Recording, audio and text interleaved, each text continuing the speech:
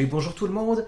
It's been a while since I reviewed the game properly, but believe it or not, I actually got married and I also moved, so you'll excuse me if it took me a little bit of time. Anyway, I'm back, and for the sake of the algo, I'm reviewing Elden Ring and its expansion, even though I'm really late to the party. So, what's my experience with Soulsborne? Well, as an old man, I have played every single one of them, unless you count Kingsfield. Starting with Demon's Souls when I was in college, I think. I bought it from PlayAsia for my PS3, and I was hooked. I'm not sure how many times I finished Demon's Souls, which I just realized has exactly the same initials as Dark Souls, and I thought it wasn't bad. I liked that every single level were properly different, but it was also very clearly a product from a smaller studio that was known for very niche and a bit janky game. In my case, I only knew them for Armored Core. The first Dark Souls fixed most of the problem I had, while also introducing the absolute best level design in the series. You could literally loop around most of the world to end back in Firelink Shrine. I used to say this game was a true successor to Symphony of the Night. Dark Souls 2, in my opinion, was not quite as good, mostly because it broke the level design philosophy of the first one, while also increasing the scale of the world, which meant I was lost most of the time and had no idea how to go back to some of the areas I had previously visited. My other problem with Dark Souls 2 is that while the first one had a fairly good balance between actual fleshy monsters and dudes in armor, Dark Souls 2 was mostly dudes in armor, which is something I was not a fan of. Then we had the masterpiece that is Bloodborne. That thing was a massive and unexpected punch in the face that makes me really hate Sony's stupidity on PC ports, with the absolute best universe in the series, I guess? A better parry system and a much more dynamic fighting style. It was also the last truly noticeable improvement on the engine since the jump from Demon's Souls to Dark Souls 1. Dark Souls 3, while being a very satisfying conclusion in my opinion to the storyline of decay, death and rebirth, still had a few problems. While the environments are impressive and give me a sense of awe and mystery, and it's my favorite of the pure Dark Souls games, that is also where the series started to show signs of plain unfair bullshit that was not quite as obvious in the previous episodes. By this, I mean that From Software had apparently taken some cues from the development of Bloodborne and started to do what I refer to as giving monsters Bloodborne speed while your character is still moving at Dark Souls speed, which obviously is causing a pretty big problem because in Bloodborne, the monsters are often way faster than they are in Dark Souls, but also and more importantly have much longer combos. So regularly when accessing a new area, you would not have many issues dispatching the baseline enemy of that new environment. However, the second you encounter a mid-tier enemy or a boss, all of a sudden you would be facing a massive spike in difficulty compared to the rest of the area. Which is obviously a big problem because as you play the game, you develop a style that you are comfortable with, and all of a sudden you encounter a new type of enemy or a boss that is a natural counter. So while obviously it is still possible to win by attrition and learning the pattern of that new critter, you are potentially in for hours of frustration. Oh, and if you're wondering why I did not include Sekiro in this ranking, that's because Sekiro is not a Soulsborne, that's a Tenchu game. I'll elaborate on that when I do the review. Eventually, maybe, possibly. But since I was on combat, this game is sadly far worse on that front, as fighting many bosses feel much less of a test of your skills and far more of a test of how good you cheese the game. Now, I'm sure some people absolutely love doing that, and the FromSoft games are eminently cheesable. However, for me, it is removing a lot of the fun from the game. As I know I have not really mastered the game systems, I have merely found a way to abuse them. I know some people will disagree with me, especially speedrunners, but that's how I feel about it. Like I mentioned before, one of the main reasons I say this is because the enemies have far longer combos than in any other previous game, Malenia being one of the worst offenders, or be able to kill your character in just 1 or 2 hits, despite wearing late game gear.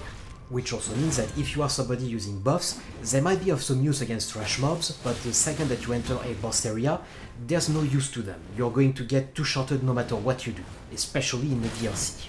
Combine this with many enemies having essentially infinite stamina, it makes for an absolutely miserable experience in many areas for me. See how fucking fun this is yet? I'm sure some 14-year-old will go lololol, Paris skill issue. Bitch, believe it or not, I do not live for learning the precise timing of multiple shields against every single type of enemy in this game. So no, this is just god-awful design and probably why people have been dumping so many levels into HP increase. Also, I finished Sekiro multiple times, which has a far better combat system and is entirely skill-based. Anyway, since I mentioned levels, just like in any Souls game, your character gets runes, big difference, losing all of them on death, with one chance of getting them back by going back to the place where you died. Get enough of them, and you get a new level at the bonfire, the place of grace. This game really pretends very hard to not be Dark Souls, but it is fucking Dark Souls. As you improve your stats, you get access to new weapons and spells you'll gather through the world, but as I mentioned before, the scaling of weapons matters very little because killing high-level enemies is about cheesing, not mastery. And just like in the previous games, even though the variety of equipment is much higher than the previous ones, most of the armor and equipment are really just for making meme builds. There's not really any reason to use most of them. Now personally, I decided to go into dexterity build to make enemies bleed, but your best friend will always be the AI controlled invocation, because while the player summoning has improved a lot, it is still a bit borked. Problem is, if you have a dexterity based build like mine, you are probably basing most of your survival on dodging, which becomes a big liability because the hitboxes of many enemies are extremely permissive for them, but not for you. So frequently you can see on the screen that you have dodged, that the objects did not intersect, but because the hitbox of the enemy is much bigger, you actually still end up being hit, which is already a bit of a problem on basic trash mob enemies, but the second you hit the mid-tier that have absolute perfect tracking, you end up being grabbed, charged, or getting hit by blind attacks that shouldn't have hit you. You want an example? Oh boy, I have a good one for you. So, based on this little video that you have seen, where do you think you should dodge? Do you dodge to the side? No, that doesn't work. Do you dodge in diagonal? No, that doesn't work. Do you dodge backwards? No, that still doesn't work. You're supposed to dodge into the giant boar, because that makes fucking sense. But anyway, since it was marketed as the big new feature of the game compared to its predecessor, let's talk about the open world. Let me be completely clear on the subject. Open world is the worst feature added to games since... Actually, I think Link's Awakening is the oldest I played on the original Game Boy, so 1993. In my opinion, the only thing it does is diluting the experience with needless travel and losing focus on what is supposed to be the core gameplay. And no, I do not consider going from point A to point B while staring at your horse's ass to be any kind of gameplay. The only game that managed to do it even remotely well for me was Witcher 3, and if the objective was to offer impressive views to the player, have everyone at FromSoft forgotten about the reveal of Anor Londo or the arrival into Old Yharnam in Bloodborne? What the fuck? Worse, that particular feature is likely what causes the stutters that are encountered regularly. I use a 6900 XT, and I played almost everything buttery smooth, including Witcher 3.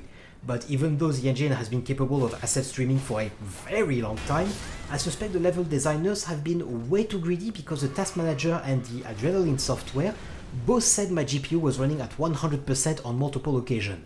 Because of course the engine now has to render not only the entire world and with the view distance, it has to also render every single object that is inside of this view distance. It can actually become a really big issue because while the game is stuttering and your image is frozen, the game is still being played at normal speed in the background, which means when the display is finally catching up, all you can see is essentially the death of your character at 5 times speed. Something that also truly annoyed me with this open world is that, like in any Soulsborne, there are various quest triggers moving characters around or giving access to new areas. But the game does a very bad job at actually telling the player where the new pass has opened, unlike, say, New Londo in Dark Souls 1, that immediately shows you the effect of draining the water, and where the new area can be accessed. To make things worse, the game gets very labyrinthian in the DLC, meaning you may have to go to an area at one end of the map to gain access to where you really wanted to go, at the complete opposite side of the map, and I don't mean unlocking a door or something like that, no, I mean really walking. Another problem you will encounter, which is a recurring one from Demon's Souls, is the camera positioning being often suboptimal, especially against large enemies or if they move rapidly to one side of the screen or the other. Which is strange because during some bosses fights, the devs pull back the camera a tad or a lot so the player actually has a chance to see what they're doing. In others, they leave it as is even though it would really help mitigating the constant unfairness. On the gear side and combat styles, the diversity is extreme, which I would normally have uploaded. If not, as I said before, so much of the inventory wasn't kind of useless for anything other than giving you some lore tidbits. And I mean, sure, you can make a meme build, but unless you're actually interested in playing as Wolverine or as a messed up dominatrix, it's not gonna do much for you, is it? Another issue with the open world itself is that some items are considerably more important than others, like say the cat tail ring that negates the non-lethal fall damage. And on this game you actually are going to have a lot of verticality, so it's a very important item to get. On the audio side, it's a little bit of a mixed bag for me. Not in terms of quality, this is without reproach, like always, but I feel the variety is being lost. Counting Demon's Souls, FromSoft has made 5 games with the exact same overall atmosphere and the style of music. While consistent, it struggles to improve on the absolute peak of Dark Souls 3, a problem that Bloodborne did not have because it was a vastly different universe and style. Like I said before, the arrival in Old Yarnam is one of the most haunting experiences I've had. So we still have the choirs and classical instruments, with some tracks that go really hard, but it never quite gets to the beautiful progression from the melancholic track of Sister Frida's fight, building up in the second phase, and finally going full choir in the third phase. On the voice acting, it is equivalent to the previous games for most characters, but only a couple really marked me. In part because there are so many, it makes it really difficult to truly make an impact, but also because, like the music, it is mostly things that we have seen before, like Patches, the local psychopaths, the melancholic magic dude, the priest figure, nothing that really sticks. I'm Patches. Patches the Untethered. So much so, in fact, that the only character in a base game to really be memorable for me was Rani the Witch. I am the Witch Rani. I stole death long ago, and search now for the dark path. Then in the DLC, there is that dude. Curse you, Bale! I hereby vow you will rue this day.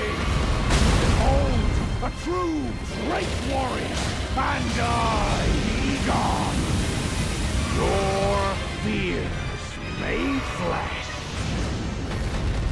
That guy goes so unfathomably hard, he made trekking through this fucking Dragon Mountain worth it. But ironically, that's also a problem when I couldn't give 2 shits about the allegedly main antagonist of the DLC. Visually, the game is equivalent to what we have already seen in Dark Souls 3, which is not surprising considering the engine is still the same and the texture quality is very serviceable. After so many games trying to be super realistic and failing at being games, I think we've thoroughly proven style over realism wins every single time. But how does the style fare? In terms of armor and most enemies, it's extremely similar to what we've already seen in Dark Souls 3. And I do mean extremely similar. To the point that if you showed someone who didn't play the games pictures of both Elden Ring and Dark Souls 3, I'm really not sure they would be able to tell they are different games. I'm not even sure I could tell. Here and there you will get some hints of previous games, obviously from Dark Souls 3, but also from Bloodborne, with some deformed enemies and body horror, very much in line with the Lovecraftian style that I love so much. However, a lot of the actual horror will be coming from the DLC, including the bane of my existence, the Winter Lanterns. Seriously, I'm not scared of these things, I just hate them for how annoying they are, and if there is a way to kill them in Elden Ring, I could not figure it out. Now, if I have to judge the overall design of the world, I would say it's overall a downgrade. You have a shitload of castles, but it's all stuff that we have already seen times and times again in Dark Souls. There's not really anything truly new. And the thing is, if you have played the DLCs of Dark Souls 3, especially the Ring City, you know that the developers can actually do something that is kind of awe-inspiring. But in this game, yeah, you have a big glowing tree in the middle of the map, but that doesn't actually do much for me. I think in Elden Ring the only thing that really gave me a little bit of a wow feeling is when I went to the caves for the first time, where you see this essentially ceiling encrusted with gems or something like that looks like a starry night. That was nice, but there's also not very much to do in this area, so after 2-3 hour stops you're going to go back to the boring overworld. Time to address the elephant in the room. Yes, this is a fat joke. This game features the writing of George R.R. Martin. To what extent, I don't know, but the dragon names are stupid enough, I suspect that he is to blame for that part at least. And no, I don't like his writing. And sadly, my biggest problem with the game is how all over the place the writing is. Dark Souls games, or rather all games from FromSoft, have a cryptic lore the player is supposed to piece together. But here, we see the worst aspect of the Cakeboy writing. Having way too many characters, many of whom don't really have a reason to exist other than to deliver what I call spaghetti lore, i.e. lore that does not make a lot of logical sense and seem to exist only to open more plot holes to hide the previous ones. To make it simple, this is again a story of death, decay and rebirth, with gods, demigods and sentient stars all vying for supremacy, all trying to manipulate or change their fate. And so as the chosen and I mean tarnished, trying to become the Elden Lord, the entity enforcing its will on the land, you will choose what path to enforce among 6. 4 of them suffering from the Mass Effect syndrome, being mostly a color swap and not really offering anything even remotely original. I guess like his books, Georgie couldn't be bothered to actually finish the random story path he opened. For the ones truly different, one path is about burning the entire world in the flames of chaos, which is again something straight out of Dark Souls, and pissing off your maiden big time in the process. Finally, there is the only good ending, also resulting in the death of the world, but also the birth of a new one for your character to build alongside your small witch waifu. And having a small waifu IRL, I completely understand the appeal. I'm gonna say it right now, the DLC does not add any new ending and instead give you an insight into an incestuous relation between the two brothers, one of which being another, way more obnoxious version of a previous main boss fight. That kind of degeneracy is so out of place from what we've seen before in Souls game, I'm certain that's Georgie inserting his kink again, like the pages long description of a teenager's nipple. No, I am not joking. So, I apologize to taking so long to actually make a video on Elden Ring, and honestly I rewrote the script multiple times between getting married and moving house. But if you have watched so far, you know I don't like Elden Ring, not one bit, nor do I like Shadow of Drunk Drasil. This game just tried really hard to be Dark Souls 4, using extremely similar themes, but in a setting that just feels duller overall, with a lot of fat to trim, and making it completely redundant in the Soulsborne lineup. Dark Souls does not require dozens of side characters that don't add anything. It does not require an open world extending travel from point A to point B. It does not require a giant arsenal of meme weapons that turn out to be unusable against higher tier enemies, and it certainly should not require cheesing to be even remotely enjoyable. It's really strange that they have made such a mistake when the previous game FromSoft released, Sekiro, had the best combat that they made in 10 years, and was simply about mastering a single weapon, a handful of gadgets, and honing your skills against the many enemies. It may sound harsh, but this is a video game, which means gameplay comes first and foremost. Here, however, gameplay falls second to some kind of lore bukkake, and players are less rewarded for the mastery of the game, and more for cheesing the mechanics, which, for me, makes Elden Ring the first bad game out of FromSoft in over a decade. So if you excuse me, I need to finish replaying Space Marine 1 before the 2 comes out. Salut, bonsoir!